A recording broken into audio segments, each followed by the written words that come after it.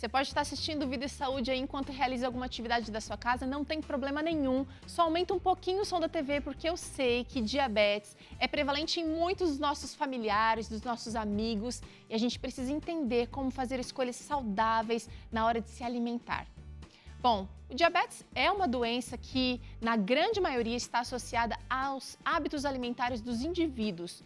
Uma dieta equilibrada, rica em fibras e sem grandes quantidades de carboidratos é fundamental para evitar os problemas de saúde e as doenças também relacionadas às dietas, como o diabetes.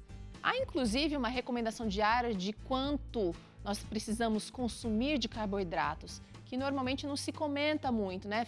Fica só aquela coisa de quanto de açúcar pode, quanto de açúcar eu devo. Bom, respeitar esse limite é importante para a manutenção da nossa saúde e para entender melhor esses limites, nós vamos conversar com a nutricionista Adriana Boganha.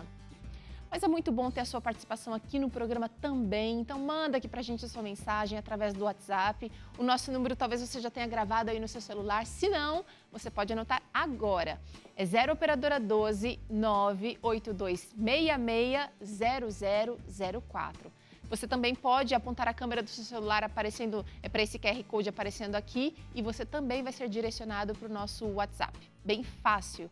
Aí, manda aquela sua pergunta que está aí te incomodando faz tempo. Só não esquece de dizer quem é você e de onde você está falando para a gente trazer aqui a sua mensagem na medida do possível. Doutora Adriana Boganha, bem-vinda mais uma vez ao Vida e Saúde. Estou com saudade de você presencialmente aqui. Logo, logo vamos arranjar um encontro, hein? Sim, Teru, morrendo de saudade de vocês e é sempre muito bom gravar com vocês, viu? Doutora, é o seguinte, as pessoas com diabetes são totalmente proibidas de comer doces. Olha, que pergunta mais perigosa. Teru, as pessoas com diabetes, elas precisam evitar qualquer alimento que contenha açúcar, em qualquer forma. Açúcar demerara, açúcar mascavo, mel, melado, porque uma pecinha lá já não está funcionando, então esses alimentos acabam sendo um veneno para essas pessoas. Então é melhor optar pelos doces da natureza, as frutas, né? Aproveitar para fazer alguma preparação com os doces da natureza. Entendi. E as frutas? Será que eles podem consumir livremente? Ou tem algum tipo de fruta que eles precisam ficar mais atentos e talvez consumir com mais moderação, doutora? Eu costumo explicar o seguinte, para ser bem prático. O ideal é que o diabético faça a opção pelas frutas com a casca, como a maçã, a pera, ou que tenha o bagaço, no caso da laranja. E como é que fica a banana, como é que fica a manga, como é que fica a mamão? O diabético não pode comer? Pode, deve comer, mas se ele conseguir associar o consumo dessas frutas com alguma fibra, algum grão, aveia, farelo de aveia, chia, quinoa, melhor, porque eles cumprem esse papel para diminuir a transformação desse alimento em açúcar. Perfeito. Então a gente não precisa pensar muito em o que pode e o que não pode. A gente tem que pensar em como esse alimento vai chegar e vai ser aproveitado aqui dentro, né? Exatamente, Teru. Doutora, é o seguinte, os carboidratos são também grandes vilões para quem tem diabetes. Às vezes a gente fica pensando só em açúcar, fruta e esquece que o carboidrato também acaba se transformando em glicose no nosso organismo, né? Isso. Existem 3 grupos de alimentos que nos fornecem energia. Carboidrato, proteína e gordura. Por que que o carboidrato é sempre o vilão das dietas, é sempre o vilão dos diabéticos? Porque ele se transforma, entre gordura e proteína, é o que mais rápido se transforma em açúcar. Então, é a fonte de energia que o corpo mais gosta. O problema é o quanto desse alimento vai se transformar em glicose no sangue e a velocidade. Os que vão muito rápido, em grande quantidade, não são adequados. Por isso que é importante consumir aqueles integrais, porque a fibra consegue segurar e retardar essa transformação do alimento em açúcar. Doutora, queria que você explicasse pra gente como é que funciona essa história do aproveitamento da glicose, porque você falou que tem que ficar disponível para o nosso organismo, mas as pessoas com diabetes não conseguem muitas vezes aproveitar a glicose que fica circulando no nosso organismo. Tem uma tela aqui exemplificando isso, eu queria que você explicasse pra gente, por favor. Ótimo, Teru. Eu gosto muito dessa figura. Essa tela, ela está mostrando o funcionamento de uma célula nossa, né? Nós temos milhares de células e nós só conseguimos visualizar a célula através de um microscópio. Mas olha como é perfeito o nosso organismo. As nossas células, elas têm uma membrana de proteção, só que tudo que nós comemos precisa entrar na célula. Assim como não faz sentido colocar gasolina fora do motor do carro, não faz sentido nós comermos o alimento e o alimento não entrar na nossa célula. Então, olha que bacana como é que funciona. A insulina, que é produzida pelo nosso pâncreas, ela precisa se conectar numa fechadura que a nossa célula tem, e aí somente com essa conexão da insulina na nossa membrana é que abre uma portinha na nossa célula por onde entra a glicose. O excesso de açúcar que fica fora, né, da célula, que é o grande vilão. Porque o que entra no nosso motorzinho lá na célula, o corpo consegue transformar em energia. Então, é mais ou menos assim que funciona a nossa fisiologia. A insulina se conecta, o açúcar entra, o açúcar que entra é aproveitado como energia. O açúcar que sobra é aquele, imagina, Teru, você pegando o açúcar e colocando na mão. Ele ocasiona uma leve esfoliação no nosso corpo. Imagina esse açúcar concentrado passando por dentro dos nossos vasos sanguíneos. Ele vai arranhando os vasos sanguíneos, acaba arranhando os vasos sanguíneos dos olhos, né, pelo corpo todo. É por isso que ele causa tanto problema. Ele vai esfoliando todo o nosso sistema, inclusive os rins. Então, por isso que não pode ter nível acima de 99 miligramas por decilitro do nosso sangue, para não ter tantos problemas. Muito legal essa explicação, a gente consegue compreender então o papel da insulina e também o papel e a necessidade das nossas células de ter glicose dentro dela. Agora é o seguinte, pessoas com diabetes, será que podem consumir alimentos dietéticos livremente? Aqueles que dizem lá que são sem açúcar, mas que são docinhos por algum tipo de adoçante, doutora? Olha, tem que tomar muito cuidado e é por isso que eu sempre aconselho os pacientes, a população em geral, a ler o rótulo. Muitos alimentos dietéticos, eles retiram, né, o açúcar, mas para dar a textura, para dar a consistência do alimento, ou eles colocam muito mais gordura ou muito mais sódio. E a gordura e o sódio também não é interessante para o diabético. Se a nossa célula tiver gordura em volta, a insulina também não consegue encontrar a fechadura e aí o açúcar também não consegue entrar. Então, o uso livremente desses alimentos, não. Tudo com muita cautela. Legal. Bom, alimentos com baixo índice glicêmico realmente ajudam a manter o diabetes sob controle, doutora? E queria saber quais são os principais exemplos desses tipos de alimentos. A gente até preparou aqui alguma coisa, mas tá na moda falar, né? Ai, tal alimento tem baixo índice glicêmico, ou tal alimento é fonte de carboidrato complexo. Isso pode realmente ajudar a manter uma dieta equilibrada para quem tem diabetes? Com certeza. O índice glicêmico é uma forma de nós medirmos a velocidade que esse alimento vai se transformar em açúcar na corrente sanguínea. Se for muito rápido, não é legal. A menos que a pessoa seja um atleta que precisa de açúcar muito rápido no sangue. O que não acontece com os diabéticos. Então, quais são os alimentos ricos que têm um índice glicêmico baixo? Os alimentos integrais, porque a fibra retarda essa transformação do alimento em açúcar. As frutas com casca ou com bagaço.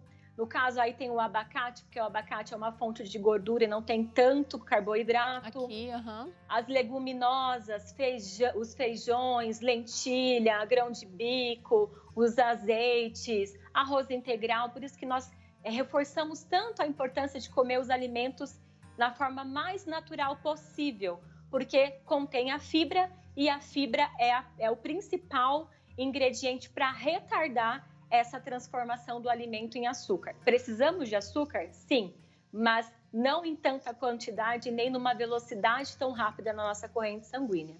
Doutora, a gente não combinou muito essa pergunta, mas é o seguinte, parece que quando a gente é privado de alguma coisa, mais é que a gente sente vontade de comer aquela coisa. Basta dizer que está de regime, você aí que não é diabético, fala assim, a partir de segunda-feira não vou comer pão, por exemplo. Quero dar uma secada, quero...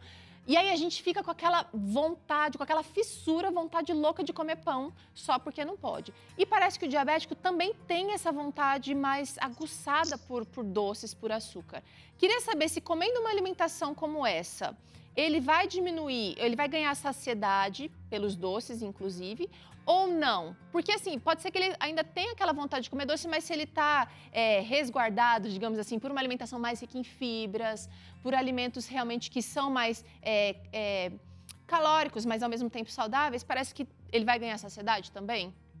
Com certeza, Teru, porque a fibra, ela demora para ser, ou melhor, nós não conseguimos digerir as fibras, né? Nós não temos enzimas capazes de digerir. Então, ela vai ficar mais tempo no nosso estômago e vai dar menos vontade de comer outros alimentos. Sem contar que mexe com a parte hormonal, com aqueles hormônios que nos dão a sensação de fome. Então, uma dieta equilibrada mexe com tudo. Então, dá para diminuir legal a vontade de comer outros doces se tiver uma alimentação adequada, rica nesses alimentos aí de índice glicêmico baixo e o mais natural possível, né? Legal, legal. Olha, agora os cuidados com a alimentação variam de acordo com o tipo de diabetes que a pessoa apresenta ou não, doutora?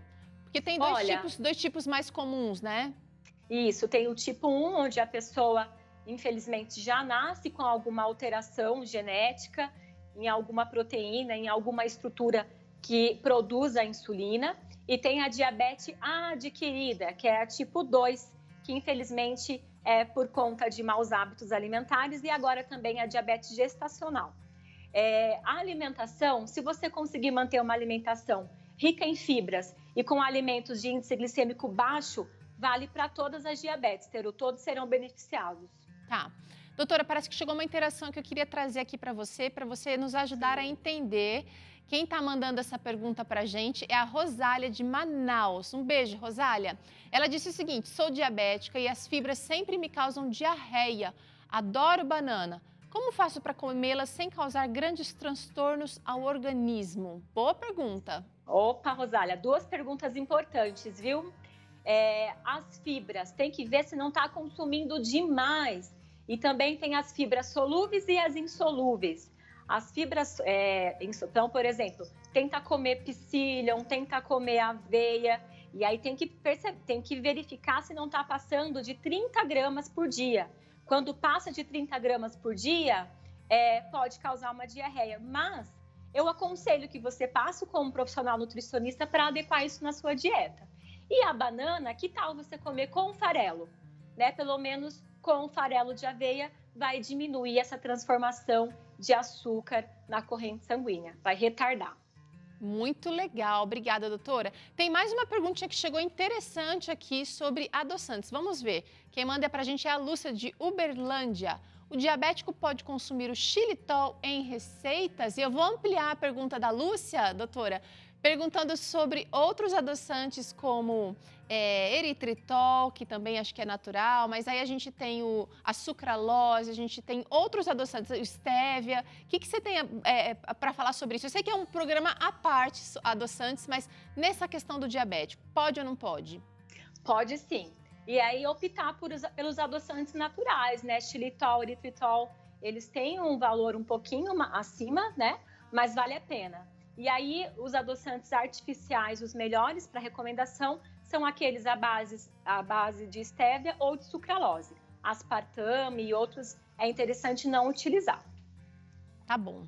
Doutora, em questão de cuidados com a alimentação da pessoa com diabetes, quais são as principais dicas, então, que você deixa pra gente? Ótimo. Então, leia sempre o rótulo, isso é importantíssimo. Veja se vale a pena comprar aquele alimento só porque não tem o açúcar. Legumes e verduras, quanto mais melhor. Consuma grãos integrais todos os dias, chia, linhaça, aveia, enfim, né, em diversas preparações. Prefira as frutas com bagaço ou com casca. Se não conseguir, associa com a ingestão de alguma fibra, de algum grão, como farelo de aveia. Água, calcule o seu peso vezes 35 ml para saber o consumo de água, até para diluir esse açúcar no sangue e não ficar arranhando os vasos sanguíneos para evitar possíveis complicações. Se seguir esses 5 passos, eu tenho certeza que vai manter aí a glicemia nos limites adequados, Teru. Mandou uma dica aí, por fim, muito boa. Chegou mais um comentário aqui. Vamos ver só mais esse, doutora? Sim. A Mayra Marques, de Jacareí, ou Maíra, talvez, ela disse o seguinte: tenho diabetes tipo 1 e esses alimentos que vocês estão apresentando realmente somam a minha alimentação. Confesso que eu não gostava, mas há alguns anos aprendi a amar, como com frequência. Parabéns, olha que legal. Legal. Maia. Bacana, né? E realmente, às vezes muitos pacientes falam, tem gosto de casca, eu não gosto. Gente, o nosso corpo se adapta a qualquer coisa. Coma por 21 dias, pensa nos benefícios que dá certo. É verdade. Muito obrigada, doutora Adriana Boganha, mais uma vez aqui no Vida e Saúde, nutricionista que já participa com a gente há muitos anos, também colunista da revista Vida e Saúde. Parabéns pelo seu trabalho e a gente se encontra em breve aqui, doutora. Obrigada, Teru. Beijo para vocês. Beijão. Bom, você sabe que aqui no Vida e Saúde a gente quer o seu melhor por completo, a gente pensa na sua saúde física, na sua saúde emocional, espiritual também, e por isso a gente tem aquele convite especial para você que está acompanhando a Semana Santa. Não está acompanhando ainda? Semana Santa não, semana especial aqui. Não está acompanhando? Bom, então hoje é o dia que você pode acompanhar a semana A Maior Esperança. E nós estamos mostrando a cada dia como os 8 remédios naturais podem transformar a sua vida. E, acima de tudo, a gente está vendo que confiar em Deus é o mais importante hábito da nossa existência. Eu e o pastor Carlos Campitelli, que vai participar daqui a pouquinho aqui no Vida e Saúde também, nós estaremos esperando por você às 10 da noite. E hoje a gente vai estudar um pouquinho sobre a esperança na atitude. Olha que interessante, né? Esperança parece que nem combina muito com atitude, parece que tem que ficar esperando. Não, esperança na atitude, uma vida de vitórias. Todas as noites a gente tem visto aqui um tema que pode transformar a sua vida. Só te lembrando aqui mais uma vez que essa série especial sobre os 8 remédios naturais acontece ao vivo, às 10 da noite, durante toda essa semana. Então, olha, eu queria convidar você para não perder essa chance de participar com a gente, de aprender junto, tá? E você vai se preparando assim para uma nova vida. Eu espero você então às 10 da noite hoje. No próximo bloco a gente vai se movimentar um pouquinho, colocar o corpo para se mexer com o quadro Mexa-se. Já prepara aí o espaço na sua casa e também o seu celular, porque eu quero ver um registro de você malhando junto com a gente. E ainda tem essa receita maravilhosa por aqui de muffin de abobrinha e aveia. Eu acho que você vai amar essa receita, viu? Bom, Vida e Saúde volta já já.